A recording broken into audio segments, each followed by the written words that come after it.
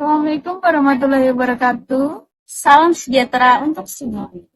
Kami mahasiswa dari Institut Yamil dari kelas PP 211 CP1 kelompok 2. Kami di sini akan menjelaskan materi kami yang berjudul konsep umum tentang esensi, hakikat, tujuan, dan model traktat P3B.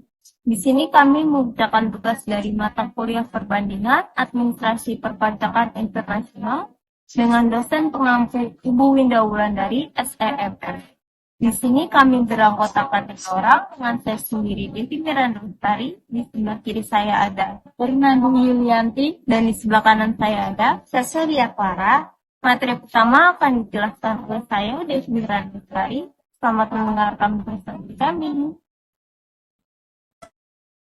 Kami, kelompok 2, akan membahas beberapa materi, diantaranya adalah yang pertama, esensi dari traktat P3B, yang kedua, hakikat dari traktat P3B, yang ketiga, tujuan dari traktat P3B, yang keempat, model dari traktat P3B, dan yang kelima, perbandingan model OECD, UN, dan SI.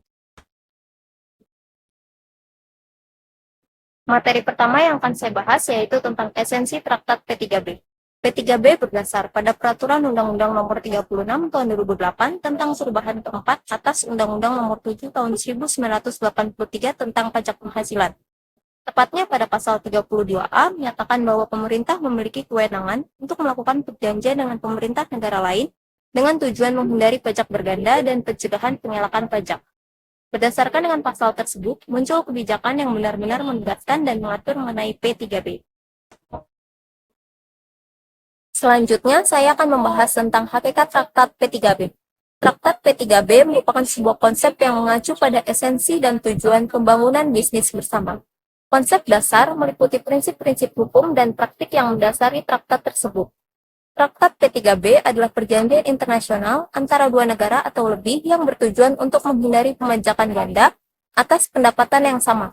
Hakikat dari traktat P3B adalah untuk mengatur bagaimana pembayaran pajak akan diatur dan didistribusikan antara negara-negara yang terlibat dalam transaksi bisnis lintas batas agar tidak terjadi penumpukan pajak pada subjek yang sama. Hal ini memfasilitasi perdagangan dan investasi internasional dengan mengurangi beban pajak yang berlebihan bagi pelaku bisnis. Saya Cecilia Clara di sini akan menjelaskan tentang tujuan traktat P3B. Yang pertama itu adalah menghapus atau mencegah terjadinya pengenaan pajak berganda. Kedua, mencegah adanya tax avoidance dan tax evasion. Ketiga, mencegah penyelewangan pajak atau pertukaran informasi.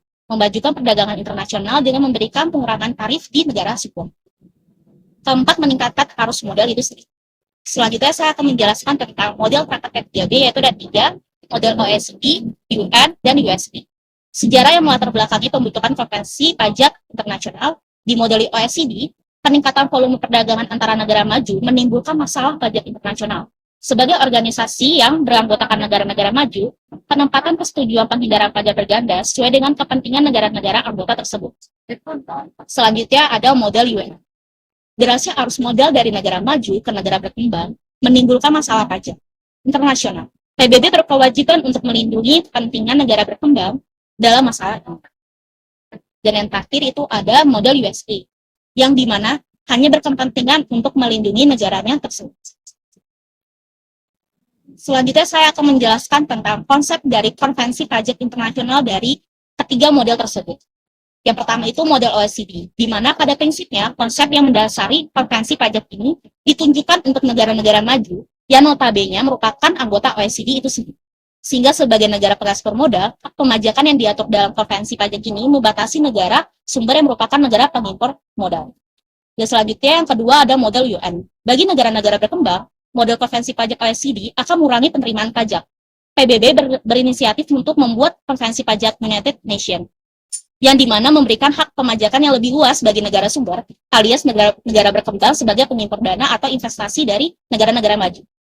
Dan yang terakhir adalah model USA. Sebagai satu-satunya negara adidaya, Amerika Serikat membuat sendiri draft tax treaty-nya yang sangat memperhatikan kepentingan negaranya. OECD model merupakan konvensi pajak yang digunakan sebagai acuan United States model. Perbedaan antara keduanya secara umum terletak pada tujuan dibuat US modelnya itu sendiri.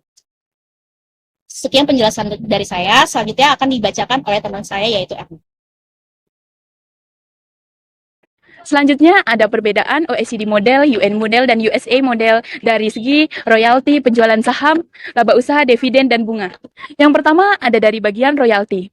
Dalam hal ini, model OECD lebih menyerahkan hak eksklusif pemajakan mereka ke negara mereka asal atau negara domisili mereka. Selanjutnya ada dari model UN. Dalam hal ini, model UN lebih berkompromi untuk menyebutkan hak hasil pemajakan mereka di negara domisili mereka. Selanjutnya untuk model USA. Dalam hal ini, model USA lebih menyerahkan hasil royalti yang mereka dapat untuk negara mereka asal atau negara domisili mereka.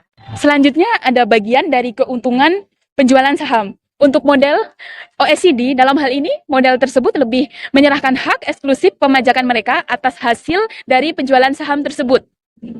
Lalu, ada dari model UN. Untuk model UN ini merupakan model yang sangat eksplisit dan terperinci untuk mengatur hak pemajakan mereka atas penjualan saham mereka. Lalu ada model dari USA. Dalam hal ini, model USA, penghasilan dari penjualan saham mereka akan dikenai pajak dari mereka asal atau dari negara domisili mereka. Selanjutnya ada bagian dari laba usaha. Dalam hal ini, model OECD lebih menyerahkan hak eksklusif pemajakan mereka atas penghasilan yang diperoleh dari BUT atau bentuk usaha tetap. Model UN lebih memberikan keleluasaan untuk negara sumber bagi penghasilan atas BUT atau bentuk usaha tetap. Model USA, dalam hal ini, laba usaha mereka hanya bisa dikenai dari perusahaan mereka asal atau negara mereka asal. Selanjutnya ada bagian dari dividen. Untuk model OECD, memberikan hak atau tarif pengenaan pajak, yaitu sebesar 5%. Lalu untuk model UN, tidak sama sekali memberikan hak atau pengenaan pajak di negara tersebut. Untuk model USA, dividen yang mereka bayar dari suatu perusahaan tersebut atau dari suatu lokasi tersebut, maka dapat dikenai pajak dari mereka asal atau dari negara domisili. Perbedaan pada bagian bunga. Untuk model OECD, memberikan hak pembatasan bagi negara sumber dengan tarif pajak yaitu 10% paling tinggi. Lalu untuk model UN, lebih menyerahkan hasil perundingan bilateral mereka. Model USA mengatur bahwa hak pemajakan negara sumber atas bunga yang dibayarkan oleh subjek pajak hanya berlaku jika subjek pajak tersebut berasal dari negara asal atau negara domisili. Jadi kesimpulan dari penjelasan kami sebelumnya bahwa perjanjian penghindaran pajak berganda atau P3B atau yang biasa disebut sebagai tax treaty merupakan suatu perjanjian antara kedua belah pihak atas pembagian hak pemajakan dari penghasilan yang diterima atau diperoleh oleh penduduk dengan tujuan untuk meminimalisir terjadinya pajak berganda. Sekian video dari kami, kurang lebihnya mohon maaf. Terima kasih sudah menyaksikan sampai akhir. Wassalamualaikum warahmatullahi wabarakatuh.